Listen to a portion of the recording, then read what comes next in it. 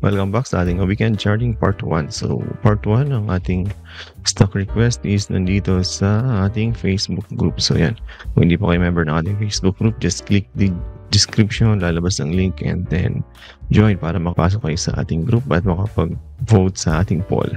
Anyway, meron tayong remaining 5 days bago mag-end ang early bird price para sa ating advanced TA course. Kung hindi pa alam yung ating advanced TA course, ito ang description or message us sa Facebook or kahit dito sa comment. Yan, pwede kayo dyan.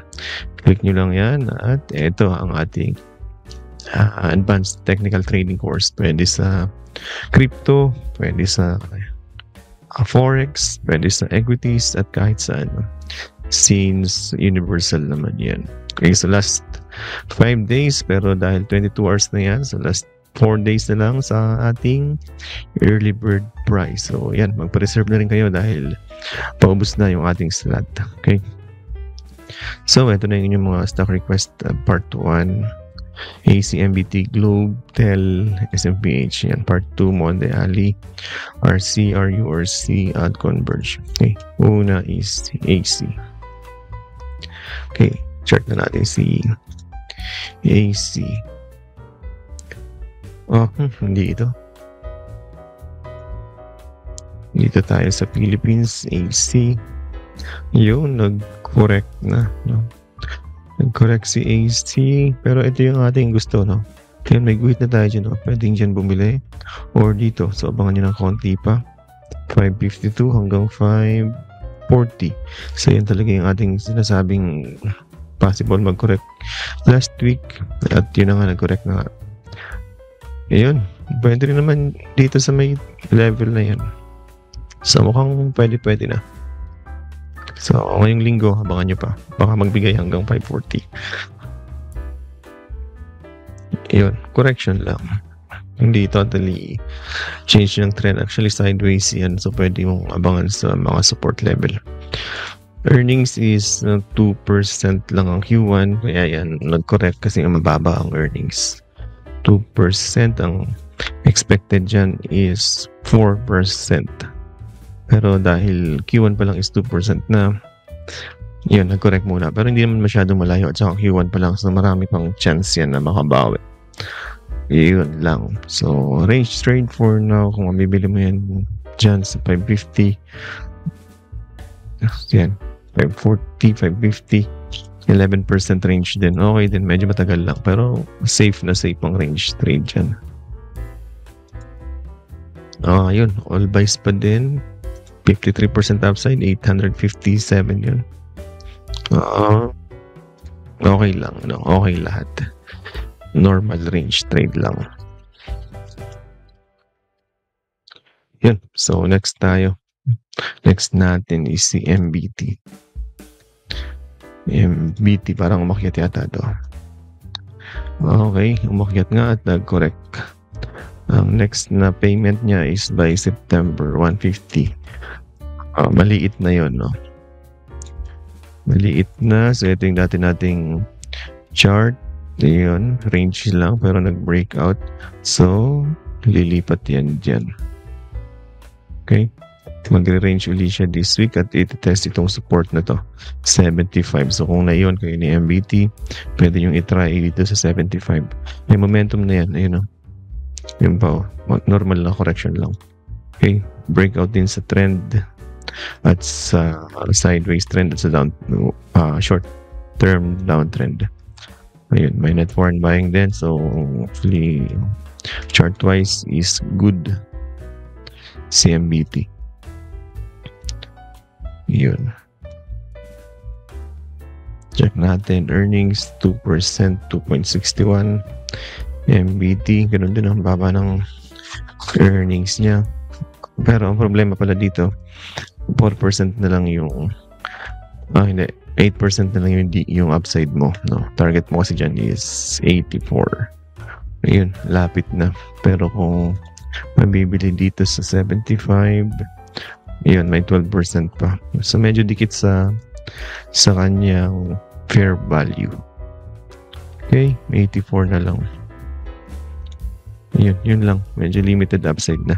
Kung ito naman ang reason ng pag-akyat, ay hindi tingin ko. Kasi 150. Yun, wala nang 2%. So, dito na lang. Ayan, MBT ako, ano na ako dito. Range trade pero medyo pass na kasi hindi na siya cheap. At malaki na rin yung inakyat. Pwede next year sa dividend play ulit. Okay, so yun lang MBT. Pero all goods pa rin maliban sa maliit na yung upside natin. Globe ang next. Globe, sinabihan ko na kayo no kung tagal lang nanonood, so alam niyo ang stand natin dito no. At again, dito natin kinat yan. Sabi ko dito sa inyo, pag nabasag ang 2,000 cut, ngayon pag hindi ka nakapag-cut, antayin mo mag-retest. So, nag-retest nga, nag-above pa sa 2,000. Dapat binenta nyo na yun. Okay? Earnings is down, 2.6 lang ang earnings niya. Ayun. Target sa kanya is 6%. Plus yung Gcash niya is delay ang IPO. At walang updates from the new management. So, hindi sila nagmamadali. So, ang sabi natin ang support niyan is dito, 1.7. Okay? Malapit na. Sa 2,000 natin sinabi yun na ang support niyan will be 1.7. That's 16% upside. So, hindi natin kayang i-absorb.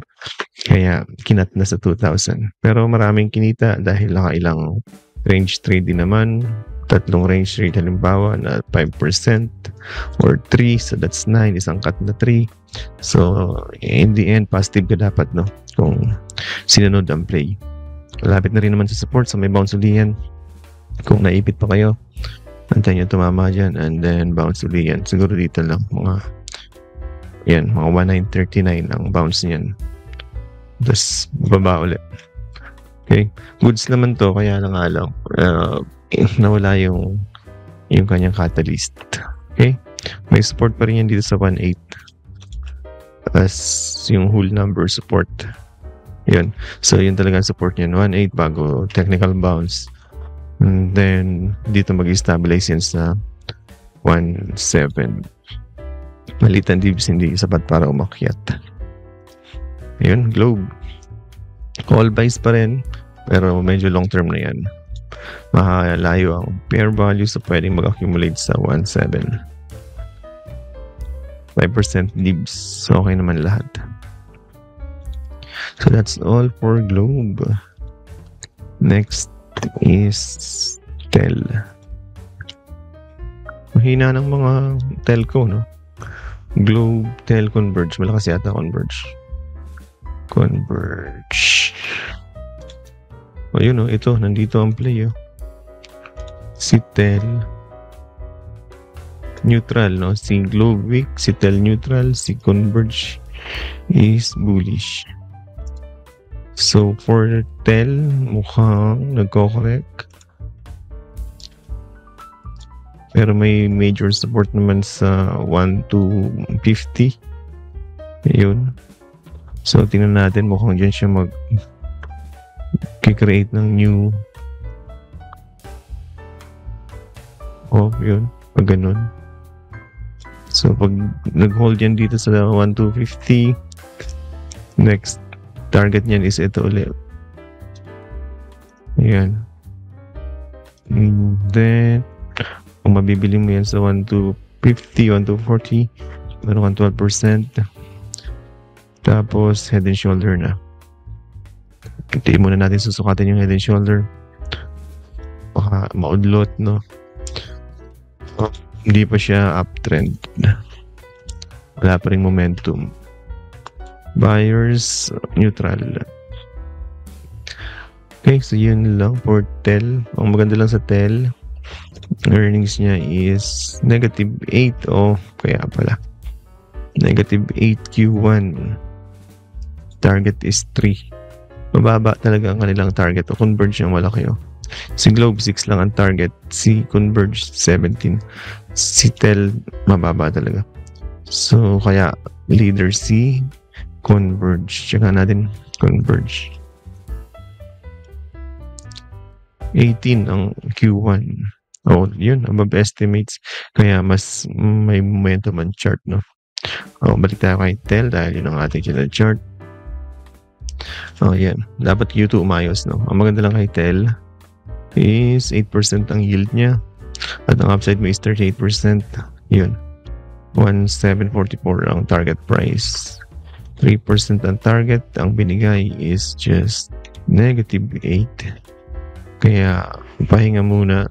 Mukhang pag minalas tayo, babalik pa yan dito. Yan.